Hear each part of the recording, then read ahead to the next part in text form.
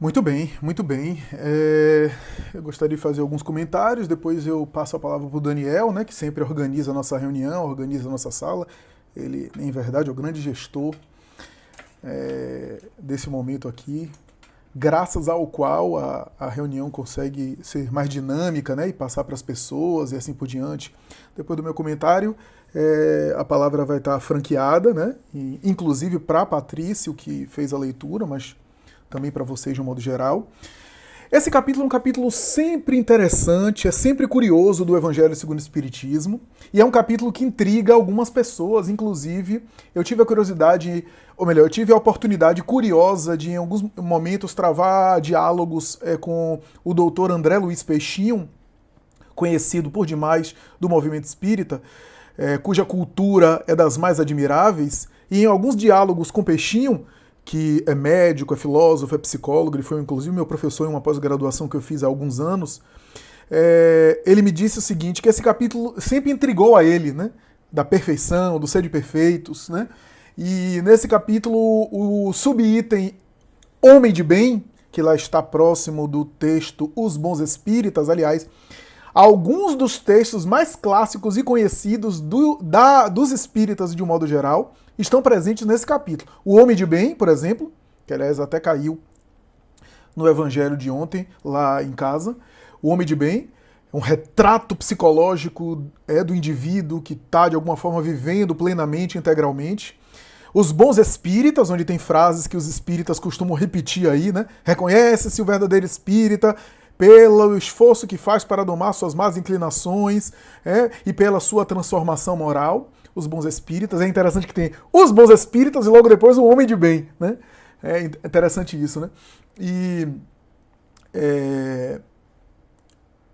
Ou melhor, o Homem de Bem depois dos Bons Espíritas, me desculpem. A ordem está assim, né?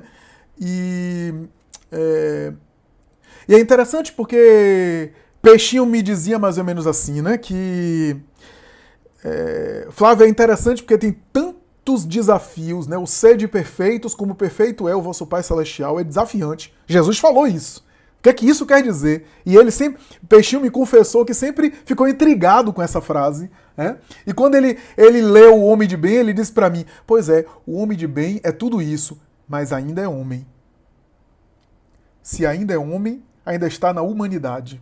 Tanto é que o último parágrafo do Homem de Bem é pra arrebentar quem tá tentando, né? É pra dar um tapa assim de luva de pelica, né? Porque o último parágrafo é assim: aqui não estão enumeradas todas as características, ou seja, não tá tudo. O texto, as características do Homem de Bem, no texto sobre o Homem de Bem, tá incompleto. Não tem tudo. Aqui não estão enumeradas, o próprio Kardec está falando isso. Aqui não estão enumeradas todas as características que constituem o homem de bem, mas quem se esforçar para tê-las está no caminho que conduz às demais. Minha hipótese pessoal é a seguinte: todas as características que Kardec citou são características de comportamento. Ajudar o próximo, exercer o perdão, se colocar de uma forma humilde, ter tolerância para com o outro, defender o fraco em relação ao forte, resignar-se diante das provações. São todas características de atitude. Eu posso fazer todas essas atitudes por dentro sem vibrar tanto. Eu posso ajudar o outro sem estar sentindo tanto amor assim pelo outro. Eu posso estender a mão pelo próximo. Eu posso até perdoar, mas de contrariedade por dentro. Eu acho que o que falta nas características do homem de bem são os elementos interiores. Mas todo aquele que se esforça por possuir aquelas características mencionadas, um dia vai sentir por dentro aquilo que está vivendo. Essa é a minha hipótese pessoal. Mas vamos ao ser de perfeitos, porque o que é mais importante de todo o capítulo de O Evangelho segundo o Espiritismo é o trecho do Novo Testamento inicial. O trecho do Novo Testamento, inicialmente colocado por Kardec, que Kardec selecionou, é o tema central do capítulo. Todos os subitens é em cima desse tema. E o texto de Mateus é muito, mas muito interessante. Muito interessante. E é interessante que quando a gente pega, por exemplo, o texto de Lucas, tem um texto de Lucas semelhante, né, a esse, que Jesus fala assim, Sede perfeitos como perfeito é o vosso Pai Celestial, que faz chover sobre os bons e os maus, que faz nascer o sol sobre os justos e os injustos.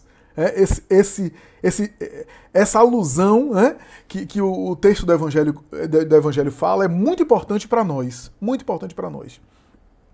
O texto lido de Kardec é uma obra-prima, né? Não dá para tirar nem impor nada, porque está perfeito ali, a coerência kardeciana. Jesus não podia querer dizer que é para a criatura ser perfeito como perfeito é Deus, porque Deus é a perfeição absoluta. Toda a perfeição nossa é perfeição relativa. E Kardec foi no ponto quando ele fez essa interpretação. Mas se toda a perfeição da criatura é relativa e Deus é uma perfeição absoluta, por que Jesus falou isso? Porque Jesus convidou as pessoas a ser perfeito como perfeito é Deus. Alguma coisa está errada aí. Porque Kardec está totalmente correto. Jesus não queria dizer para a gente ser igual ao Criador, porque isso é impossível. Criatura nunca consegue estar no nível do Criador. Nunca.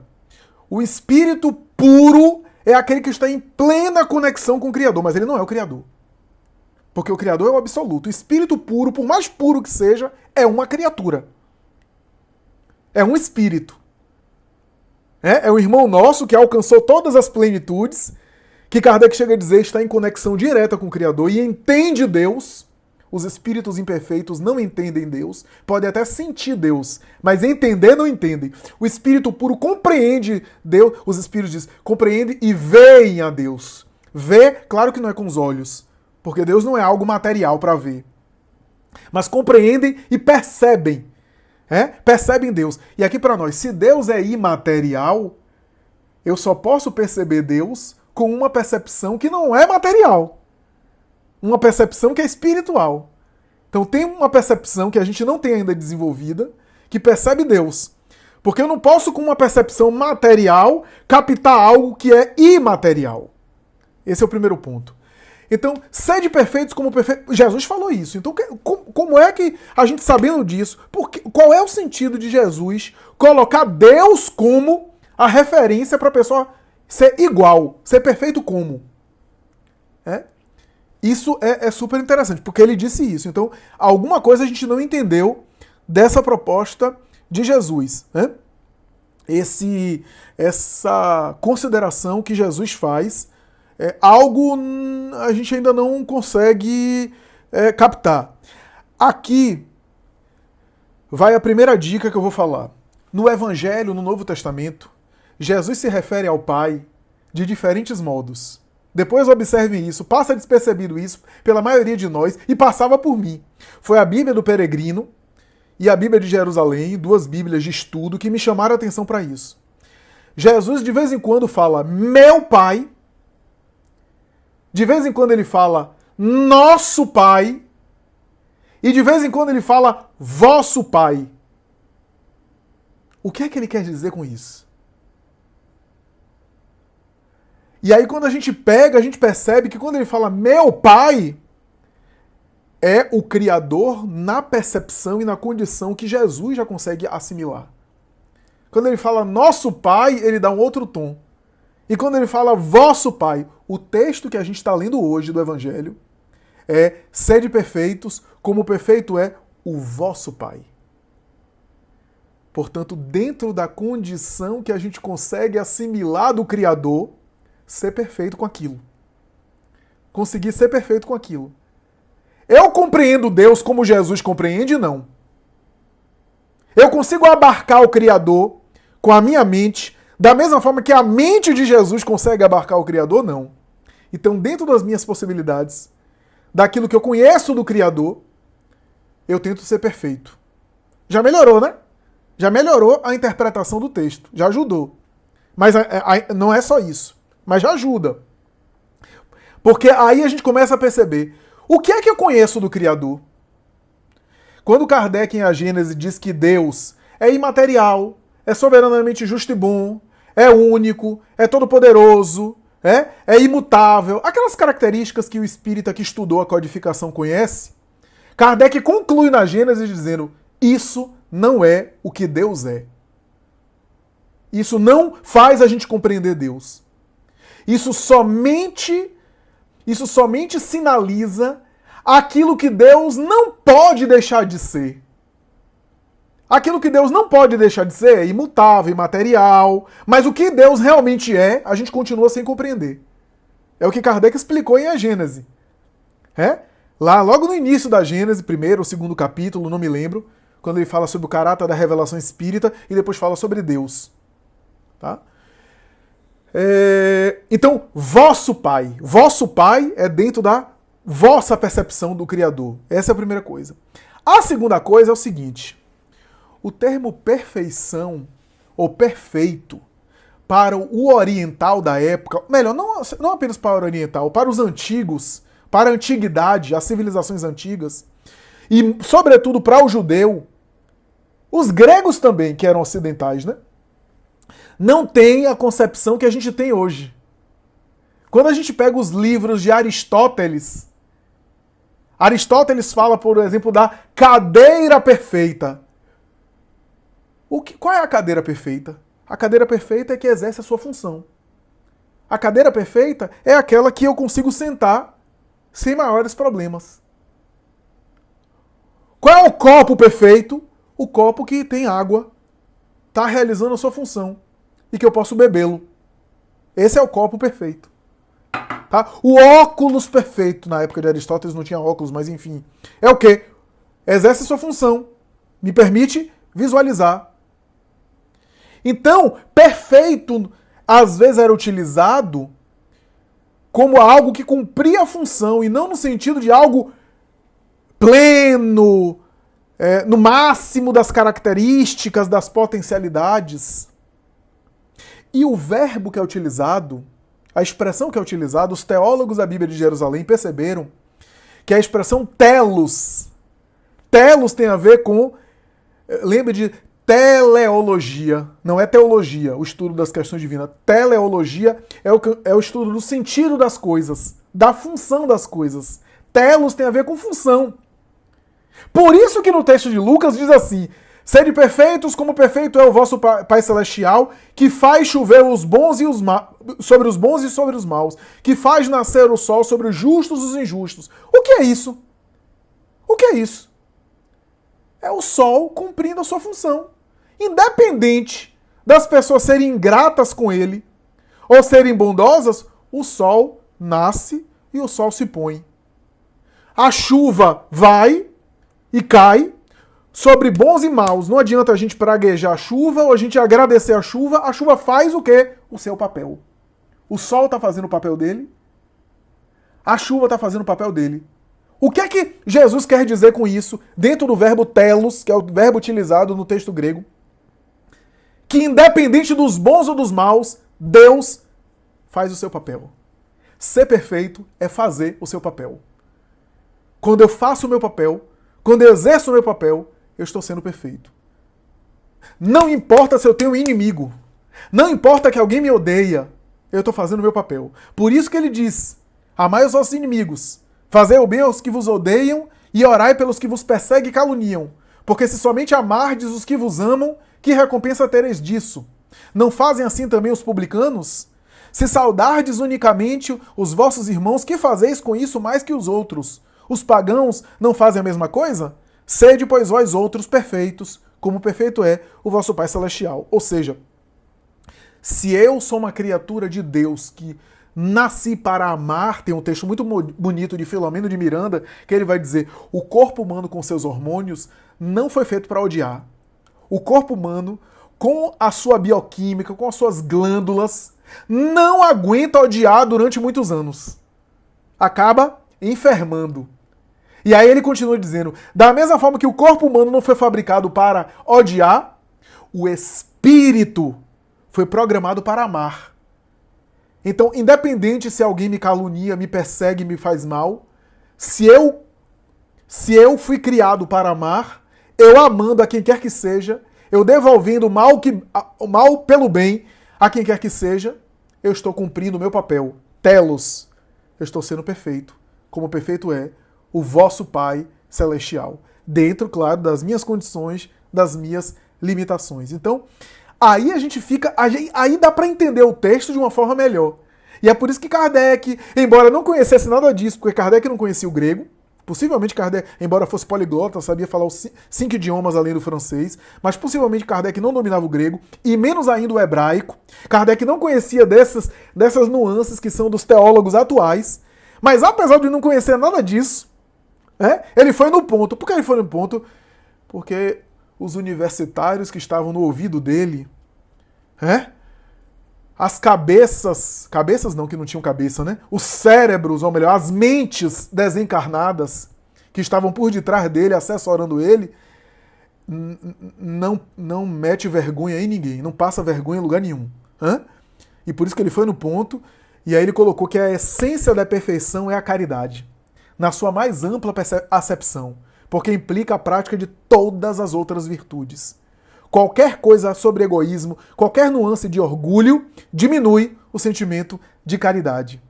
Aquele amor é por isso mesmo sempre indício de maior ou menor superioridade moral, porque a caridade é o amor colocado em ação, de onde resulta que o grau de perfeição está na razão direta da sua extensão. Quanto maior a extensão da caridade, da capacidade de ser caridoso, desse amor colocado em ação, maior é o grau de perfeição da criatura. Veja que perfeição Kardec está usando aí também como nível evolutivo.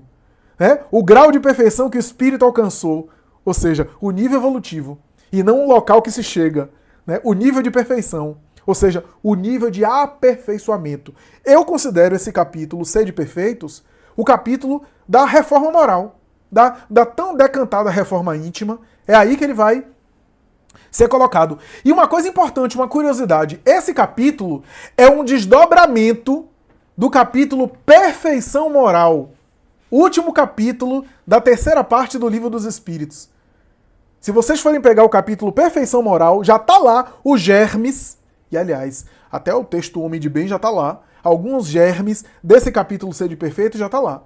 Perfeição Moral, Kardec fala sobre todas as leis morais, e depois da última lei, de amor, justiça e caridade, o capítulo final, capítulo seguinte, que coroa a terceira parte, é esse capítulo Perfeição Moral, que é um estudo da psicologia humana, um estudo da personalidade humana, e permite ali falar sobre autoconhecimento, reforma moral, egoísmo, paixões, transformação moral, homem de bem, e uma série de coisas que aparece, e ali foi a base para o capítulo do Evangelho Sede Perfeitos, onde ele desenvolve algumas questões, onde ele amadurece alguns conceitos que ele trabalha nesse capítulo aí, inclusive com orientações espirituais, Cuidar do corpo e do espírito, as virtudes, os superiores e os inferiores, que são os textos mediúnicos que concluem esse capítulo 17, o homem no mundo, e assim, o dever, o dever, que é uma mensagem muito interessante, que de alguma forma trazem essas questões do mundo interior nosso, da necessidade de introspecção, de amadurecimento interior, de vida interior, de recolhimento para a transformação moral. É o capítulo, por excelência, a respeito da reforma íntima, da reforma moral. Obrigado, meu querido Daniel. Bom, boa noite a todos. Espero não estar furando a fila aí, viu, gente? Porque estou aqui de convidado penetra, Flávio, é muito bacana estudar, fazer grupo de estudo com o Flávio, que o Flávio, com essa dinâmica dele de fazer essa introdução, vai sempre abrindo janelas de pensamento, linhas de corredores de pensamento que enriquecem bastante e faz com que o estudo fique multidimensional, Eu concordo com essa teoria que você colocou e queria acrescentar algumas mais, só para dilatar nossa percepção do texto, A mais simples é essa de que quando ele fala ser desperfeito como o vosso Pai Celestial é mais aquela dica de Jesus, nos olhando como seres eternos, Aí, seres que têm toda a eternidade para se melhorar e que, reconhecendo o nosso estágio, ou o estágio pelo menos daquele povo hebreu naquele momento, que ele, ao longo dos époos, se esforçando, se esmerando, procurando se melhorar, lenta e paulatinamente ele iria evoluindo na direção do Pai, na direção da perfeição celestial, né? Então, esse é o mais simples de todo, é o mais elementar, né? Existe também, eu queria acrescentar também o seguinte, Flávio, pensando em Jesus, imagina o seguinte, nós vamos encontrar em Kardec que Jesus é o nosso guia e modelo, não é isso? Nós temos Jesus como guia e modelo, o que já é muito difícil para nós, né? Não é pouca coisa, né? Então nós temos três dicas aí de perfeição, que é nós para Jesus, a nossa perfeição, tendo Jesus como alvo, como modelo, nós para Deus, e tem uma outra que é de Jesus para Deus, né? Que a gente pouco pensa nela. O que falta do Jesus, o Cristo planetário, aquele que ajudou a construir, a desenvolver e planejou todos os estágios da órbita terrestre para receber a humanidade, né? Esse celestial que é capaz de criar planetas, né? Colocar uma órbita perfeita, uma natureza perfeita. O que falta neste para chegar próximo do Pai, ou para se, entre aspas, tá, igualar ao Pai. Então são reflexões que escapam a nossa vã filosofia, mas é importante a gente entender que existem essas três nuances. Mas aí a gente vai refletir o seguinte, Flávio e demais colegas. Jesus não poderia, naquele momento, naqueles sermãos que ele dava, e falar ao público: sedes perfeito como eu sou. Na verdade, não ficaria bem, né? Até porque os apóstolos, que eram as pessoas mais próximas dele, não estavam, só vieram entender o Cristo, o Jesus, o Messias, depois inclusive da morte, crucificação e de Pentecostes, né? Então, muito tempo depois é que eles vieram entender o próprio Cristo. Quiçá aquela plebe, aquele povo ali. Então, no mínimo, ele ia parecer soberbo, vaidoso, ou sei lá, outros adjetivos que pudessem estar implícito ali. Então, Flávio, eu compreendo que ele, nesse momento ele não poderia falar, né? Olha, Deus é a perfeição absoluta. Ninguém pode alcançar a perfeição absoluta, mas para vocês, na condição em que vocês se encontram, me tomem como modelo e tentam alcançar a minha perfeição. Era difícil ele colocar dessa forma, né?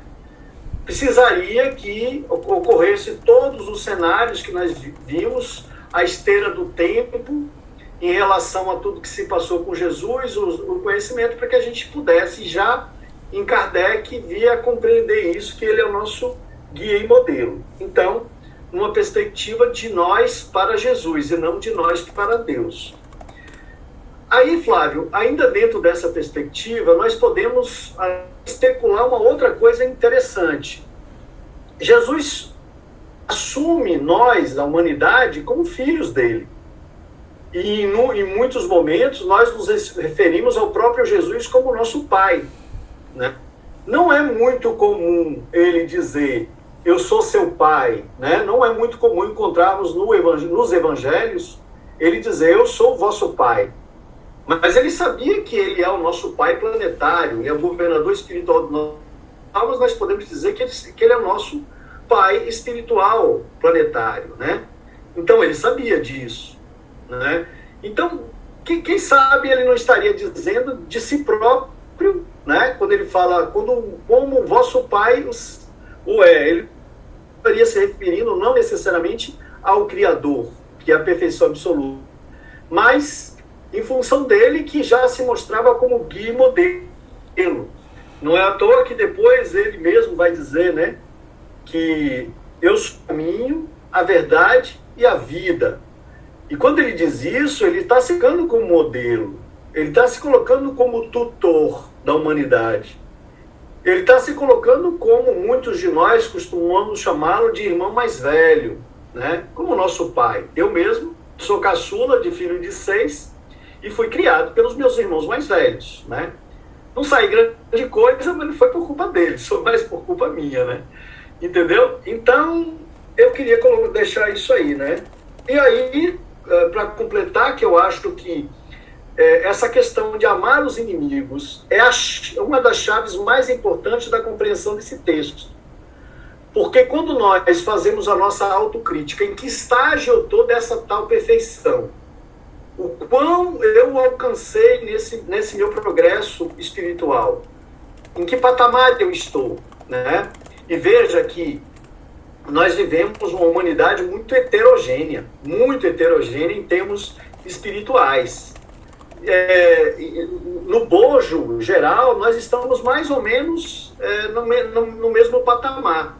Mas se olhar a diferença, aqui nesse grupo mesmo, se for olhar milimetricamente, nós temos muitas diferenças entre nós, né? Com certeza eu estarei lá na esteira, lá no fundão, né? Mas veja, isso só para compreender o seguinte: quando nós fazemos a autocrítica, em que patamar estamos, né?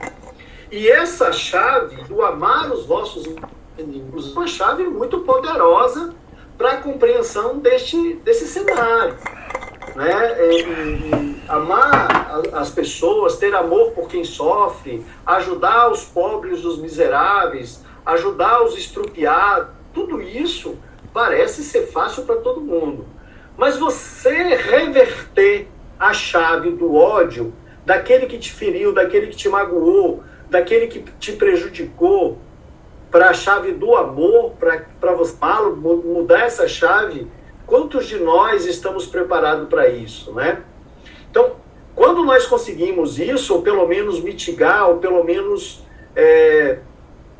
conseguir fazer uma oração para o nosso inimigo, todos nós temos aí pessoas, desafetos, que nós trilhamos ao longo da história, né? Não precisa chafurdar muito nossas vidas para identificar isso aí. Que vibração nós emanamos para essas pessoas quando pensamos nela? Que tipo de sentimentos emanamos para ela quando pensamos nela? O que sai dos refolhos de nossa alma na direção desse espírito, né? Quando a gente avalia isso, a gente vê em que estágio está. Então, eu acho que amar os vossos inimigos é a chave mais importante para compreender esse capítulo. Era isso, meus queridos. Muito obrigado, Paulo. Obrigado pelas considerações. E agora vamos passar, então, a parte das perguntas. E a primeira delas foi feita por Lia. Deixa-me só localizar aqui. Foi postada às 8h22. O que significa simbolicamente ser colocado à esquerda do Cristo?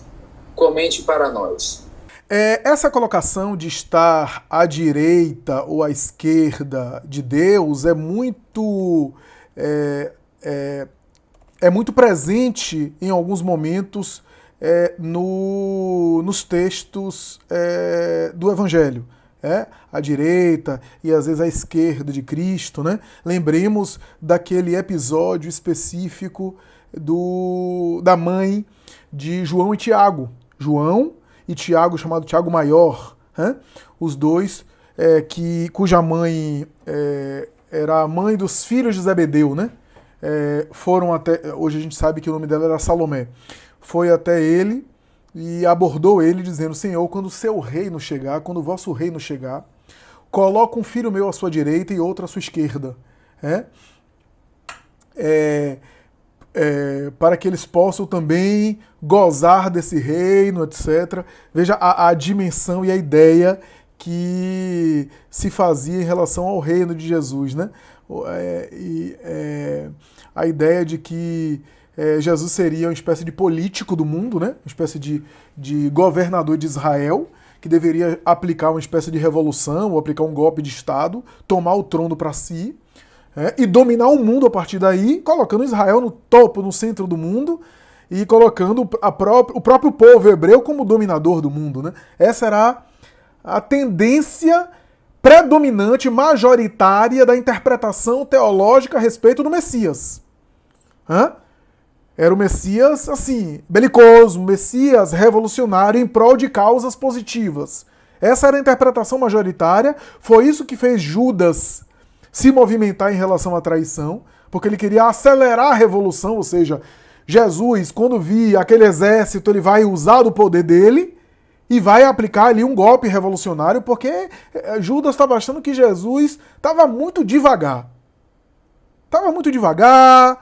Estava lento demais. Olha o orgulho, né? O nosso orgulho de querer saber mais do que o mestre, né? A nossa presunção. E foi isso o erro dele, né? Porque ele também tinha essa concepção.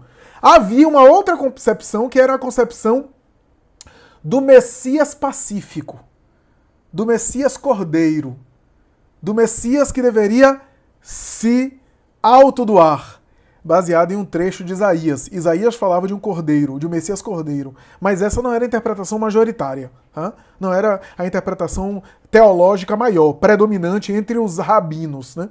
Então, quando a esposa de Zebedeu, ou seja, a mãe dos filhos de Zebedeu, que é assim que ela é mencionada no Evangelho, porque o nome da mulher, especialmente da mulher casada, não é muito mencionado assim, cultura patriarcal, né?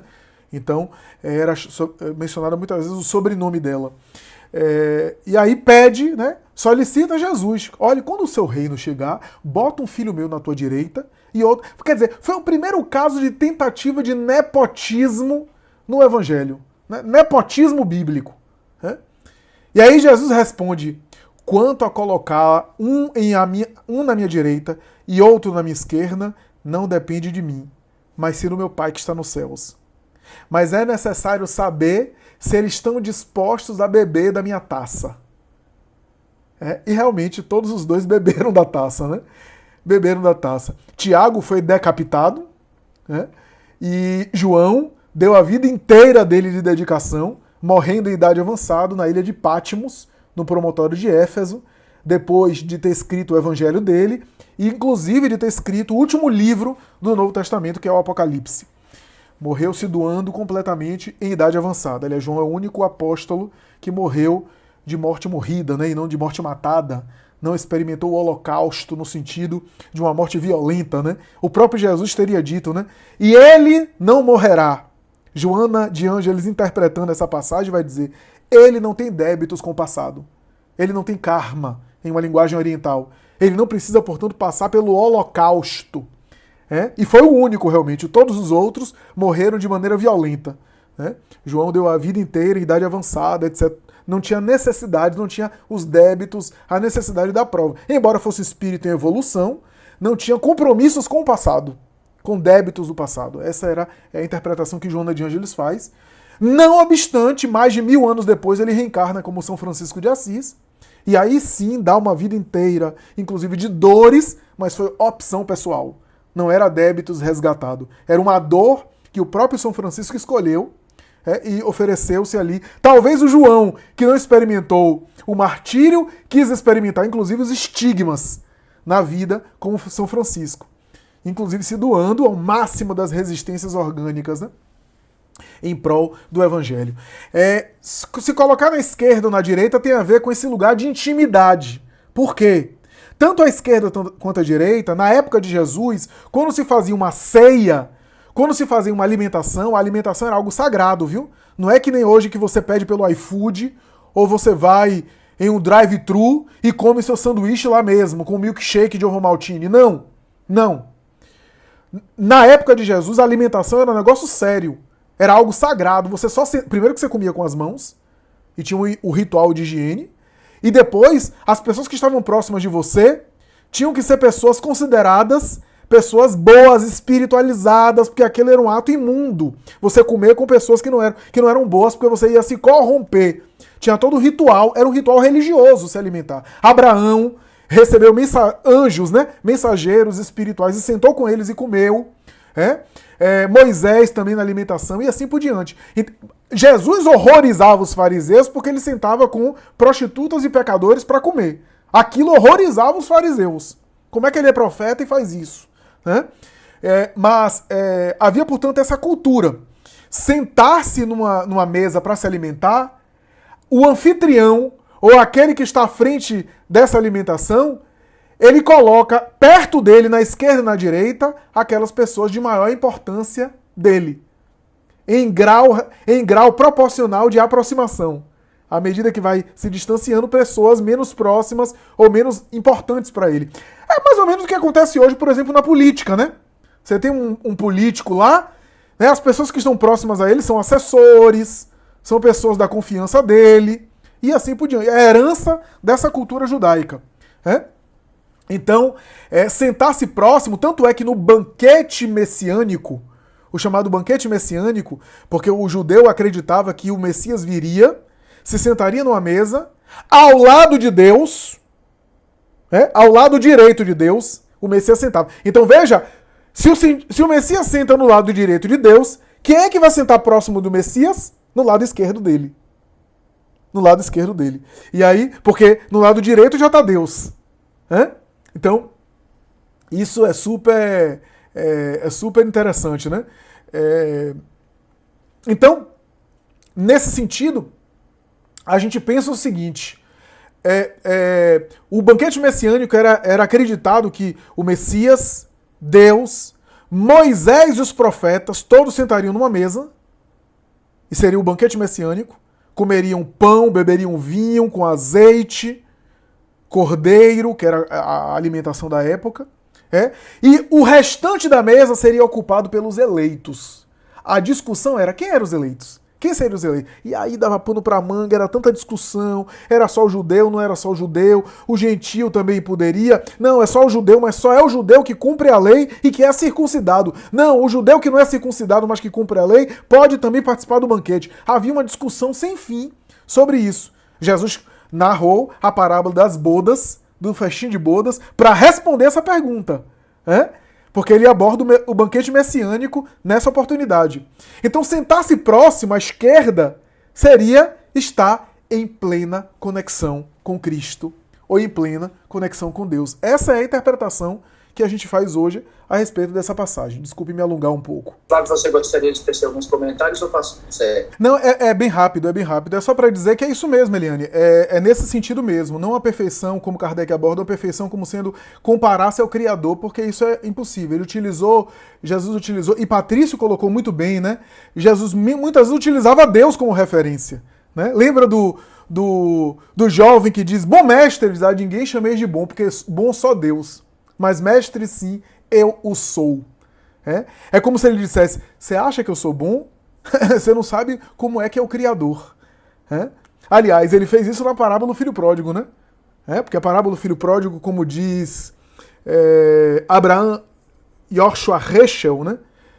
Na obra Deus em Busca do Homem, deveria ser chamada de parábola do pai buscando o filho. Porque, na verdade, a parábola é de um pai que busca desesperadamente o filho, né? Quando ele volta, o filho pródigo volta, o pai sai correndo, né? Que não era uma atitude nem que um pai daquela época fazia. Sair correndo assim, a ponto de escorregar, cair, né? Com aquelas vestes longas de um patriarca, era sinal de vergonha e de humilhação você correr. Não era sinal de um ancião nobre. A pessoa caminhava, quanto mais nobre, caminhava mais solene. Né? O filho chegou, podendo ser espancado pela comunidade, podendo ser agredido, o pai antecipa, sai correndo e desespera. É o pai que vai ao filho. É como se Jesus quisesse dizer: Deus está em busca de você o tempo todo.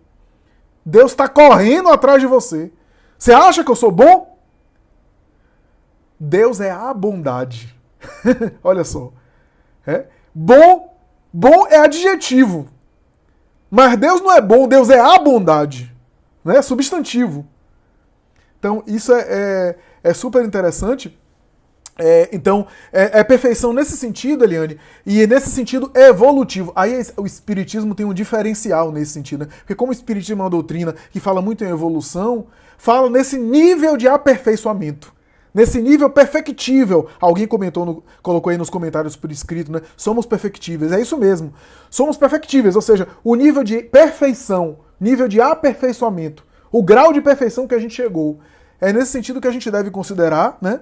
E entender que no texto grego antigo, perfeição era utilizado no sentido de papel.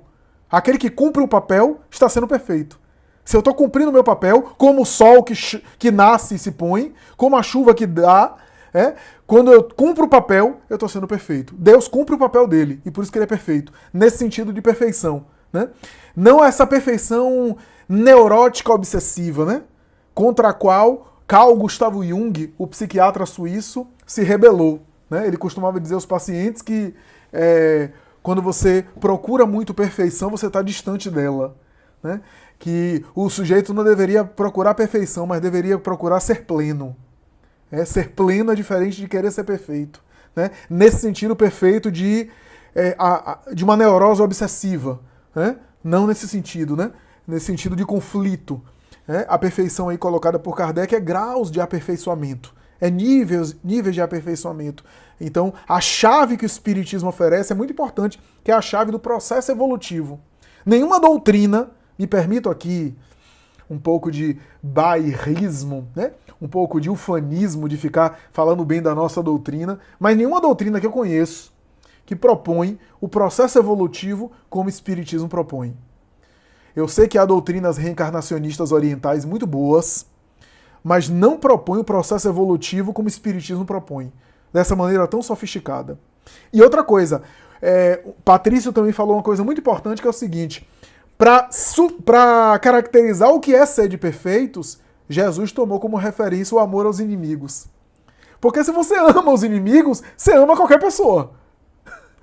Se você consegue amar os inimigos, ou seja, ter uma doação de fazer o bem, não importa o que o outro faça com você, porque o tema do amor aos inimigos é isso. O seu ódio não me modifica. O ódio que você tem contra mim não altera o meu comportamento. Eu sou o mesmo, independente do seu ódio. Eu continuo fazendo bem, inclusive a você, independente do seu ódio. O seu ódio não modifica a minha forma de me comportar. Esse é o tema do amor aos inimigos. Se você consegue amar os inimigos, você consegue amar todo mundo.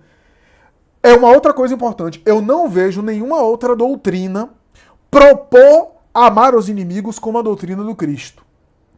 E eu acho maravilhosas todas as doutrinas orientais, hinduísta, budismo, os grandes ensinamentos proféticos do judaísmo, as grandes lições de Hermes, de Confúcio, de Lao Tse, de Sócrates e Platão. Mas em nenhum lugar eu vejo uma proposta tão difícil, tão desafiadora, que é amar aos inimigos. É em Jesus que a gente vê isso. E isso é importante a gente aqui colocar. Obrigado, Flávio. Passamos então aqui a um comentário e pergunta que não fez. O conselho, ou chamado sedes perfeitos, pode ser uma oportunidade que o Pai nos dá para reconhecermos que somos centelhas divinas, ou deuses em embrião? Sem dúvida. É essa questão do processo evolutivo, né? Nós temos Deus como referência, mas temos algo de divino em nós, né? O que em nós é semente, em Deus, ou em Jesus, é a árvore. É a árvore. O que nós ainda está em semente neles está no máximo potencial, mas nós temos o Deus interno, o Cristo interno. O Cristo dentro de nós, em potencial. É isso que Paulo dizia quando dizia: já não sou eu quem vive, é o Cristo quem vive em mim. Ou seja, ele já era movido por esse Cristo interno que nós temos. Esse ser mais pleno, né? Que Jung se baseou mais ou menos nessa narrativa, entre outras, para falar do self. Ou seja, quando eu ajo com o ego, eu estou em um nível de maturidade. Quando eu ajo a serviço do self, já não sou eu, o ego, quem vive. É o Cristo que vive em mim. Eu estou a serviço do self. Eu estou a serviço de um eu maior. De um eu que é o quê, gente? Em linguagem espírita, eu estou a serviço do espírito imortal. Eu estou a serviço do meu eu espiritual e não o eu humano, o ego material. Então, nesse sentido é muito bonito, né? Porque o Cristo que havia em Jesus estava ali desabrochando em Paulo. É o Cristo que vive em mim. Né? Platão falava sobre o Deus interno, o Logos, a mesma coisa, a mesma dimensão.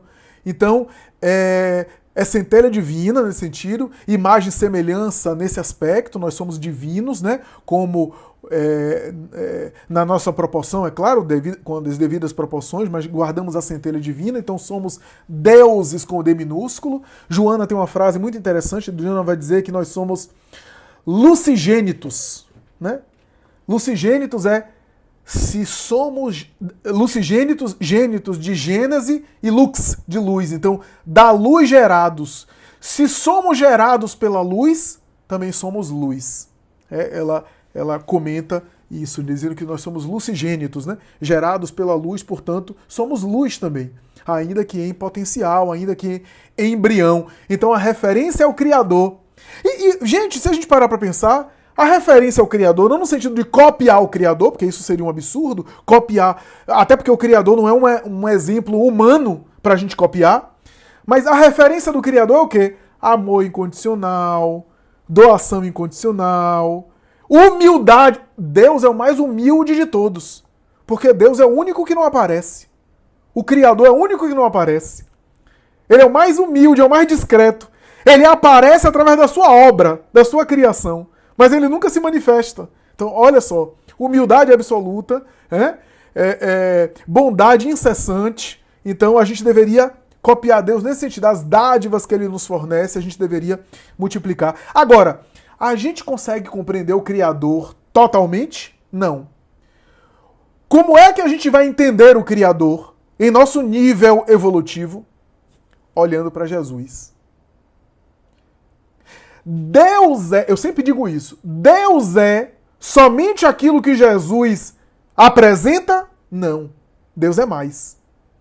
Mas tudo aquilo que Deus é mais do que Jesus, a gente não tem condição de compreender. Então, se a gente quer compreender o Criador, olha para Jesus. Olha para Jesus. Porque ele é o caminho da verdade e da vida. Por isso que ele se colocava assim. Ele nunca, bem colocado aí por vocês, ele nunca se disse Deus. Ele nunca se colocou Deus. Não depende de mim, mas sim do Pai. Se ele era o Pai, era ele. Aí se formou, claro, que alguns dogmas, que eu não vou entrar aqui no mérito, mas não depende de mim, é o Pai. Eu venho em nome daquele que me enviou. Eu sou filho do meu Pai. Ele sempre falava assim do Pai, em terceira pessoa. Ele tinha essa referência, e nunca se colocou como o próprio Criador, como Deus, mas sim como filho excelente de Deus. Isso ele não negava. Mas por isso que ele é a referência máxima, porque ele reflete o próprio Criador. Como diz João Evangelista, em uma mensagem em A Gênese, não sei se foi João Evangelista, mas Kardec fala que numa mensagem mediúnica, o Espírito disse que ele era o médium de Deus. Flávio, então nós contemplamos já as perguntas e os comentários, podemos então passar para a finalização, se quiser fazer um resumo geral e em seguida encaminhamos para a prece. Eu acho que essa mensagem veio a calhar, né? Veio a calhar nesse final de ano, nesse fim de ciclo, uma mensagem que fala sobre o tema central da doutrina espírita, que é o tema do melhoramento pessoal, o ser de perfeitos, justamente, por isso que eu falo que esse capítulo é da reforma íntima, porque o ser de perfeitos é o quê? É o estar engajado no próprio melhoramento. Não é um melhoramento neurótico, tá? Muita gente fala, reforma íntima, como se for, até tem, né? Reforma íntima, é de martírio, é sem martírio. A verdadeira reforma íntima é pra gente estar melhor com a gente mesmo. Quando eu me aperfeiçoo moralmente, eu fico bem. Não pode ser um processo neurótico de ficar se violentando. É claro que tem uma luta interna. É fantasia achar que a reforma íntima não vai ser sem dificuldades. Vai ser um processo só prazeroso. Claro que não. Para eu conseguir controlar meu orgulho, dói. Para eu conseguir superar o meu egoísmo, dói. Mas quem se dói é o ego. O eu interior fica cada vez melhor. Fica com mais autoestima, gosta mais de si mesmo, olha para si mesmo de uma maneira melhor. Então, esse processo da reforma íntima, algumas pessoas fazem uma tortura íntima, de um lado. De outro lado, quer fazer a fantasia de que a reforma íntima é uma espécie de dinâmica de grupo da empresa. Que o psicólogo chega lá e bota todo mundo em cima de bola de soprar, para soprar e dizer o que é que tá gostando numa dinâmica de final de ano. Não.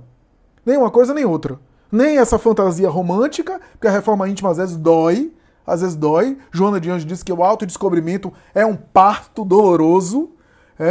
Os partos, quer dizer, tem parto hoje que nem dói. Jussara é prova disso, que trabalha com isso, enfim. Mas os partos de antigamente que eram dolorosos, doía, mas proporcionava o quê? Vida, né? E quase sempre depois, na delivrance, né? Depois da chegada do bebê, a mulher entra num prazer, num relaxamento tão profundo que dorme com o bebê, né? Então, o autodescobrimento é esse parto que produz vida. é que produz nascimento, né? Joana fala isso na obra homônima, a obra Autodescobrimento, uma busca interior.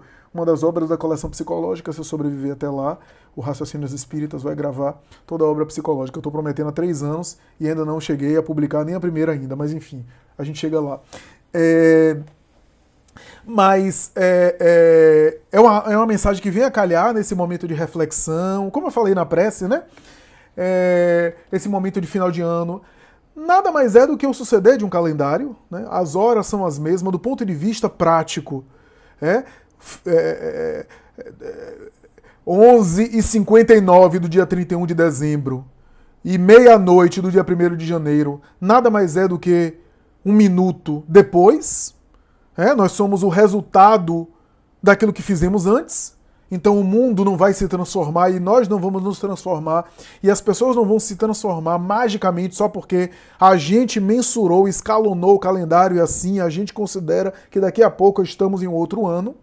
Mas psicologicamente, aquelas pessoas que fazem um ritual de autoconhecimento, que fazem a avaliação, que deveria ser mais frequente, mas se só faz no final do ano, é menos pior do que não fazer nada, né? E fazem essa avaliação, e veste branco para ter paz, amarelo para ter dinheiro, ou vermelho para ter amor, seja lá o que for que fazem, pula as ondinhas, faz promessa. Tudo isso é um ritual, é uma liturgia, não tem um efeito real. Eu me lembro de Divaldo Franco em um Réveillon, que eu estava presente. Ele chegou todo de preto, parecia o Zorro.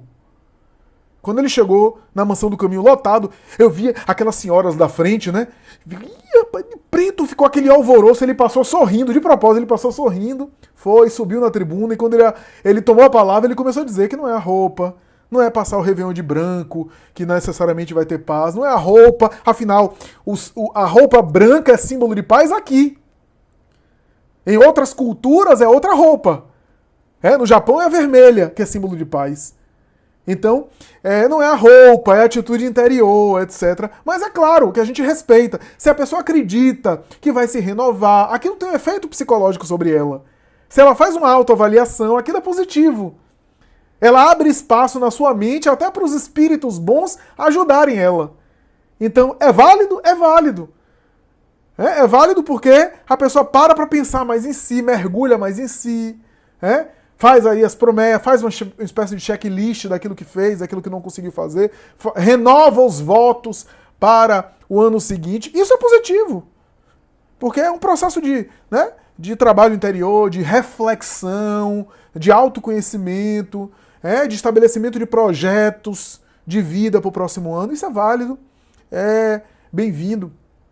E eu agradeço muito a oportunidade de esse ano ter passado com vocês, mais um ano aí, ter passado com vocês estudando, hoje com integrantes outros que a modalidade online permite, alguns outros que estavam no presencial não puderam acompanhar, por N motivos, mas o Evangelho continua, alguns aí da velha guarda estão aí resistindo, online ou presencial, continuam perseverando, obstinados. Então é uma bênção ter todos vocês, é uma oportunidade muito bendita. Eu aprendi muito também, me enriqueci muito. Esse estudo do Evangelho é benéfico para todos nós e também me ajuda muito, porque é uma oportunidade também que eu tenho para estar voltando aos textos, refletindo, aprendendo com vocês, porque as perguntas que são feitas me fazem pensar também. E as colocações que são feitas eu também aprendo, eu também reflito sobre elas. Então, esse é um grupo de aprendizado. Ninguém pode se dizer que é entendido completamente do Evangelho. A gente sempre está aprendendo. Em alguns momentos, permitam que me desculpem, mas em alguns momentos estive em situações delicadas pessoalmente, em desafios pessoais, em provações pessoais e até em dores físicas, que graças a Deus ninguém percebeu. E muitas vezes me beneficiando dessa oportunidade aqui, no momento do trabalho espírita. Eu compreendo um pouco Ivone Pereira, eu compreendo hoje um pouco Ivone Pereira do que ela falava, quando ela dizia que muitas vezes tinha dias difíceis e tormentos nas provas dela, mas no momento do trabalho espírita eram os momentos mais felizes, porque isso tudo se desligava. Então, às vezes, até a dor física, até a limitação física, a condição pessoal, aquilo tudo se apaga no momento de uma reunião como essa do Evangelho, no momento em que a gente está aprendendo, né? Estive em alguns momentos bastante delicados de me controlar. Em um dos evangelhos que nós fizemos aqui, eu estive aqui fazendo evangelho, minha mãe estava infartando, estava sendo encaminhada para o hospital, com risco de morte. Foi o dia em que Eugênio foi convidado para falar sobre uma parábola comigo. Estive em alguns outros momentos muito delicados por desafios pessoais que, enfim, se eu começar a ficar fazendo relato pessoal vai ficar chato, né? Mas eu quero dizer que o como é bom estar aqui desfrutando, digamos assim, estar aqui aprendendo, estar aqui se fortalecendo, porque o Evangelho é essa ferramenta que a gente tem, como diz Joana, né? Esse remédio que a gente tem, preventivo de muitas coisas e curador.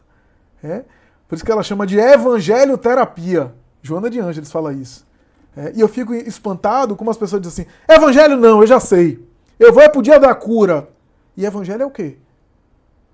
Às vezes evangelho é mais cura do que muitas pessoas se imaginam. Porque a cura é só quando você vê alguém distendido as mãos e irradiando. E quando nós estamos aqui vibrando e os benfeitores espirituais, que são os responsáveis pelas curas mediúnicas, estão operando em nós sem que a gente saiba. Quantas vezes Divaldo fala isso quando ele visualiza o clima espiritual nas palestras que ele faz? E eu já tive, inclusive, informações disso. Quantas vezes, em nossos estudos, cirurgias espirituais estão sendo feitas enquanto nós estamos refletindo sobre o Evangelho?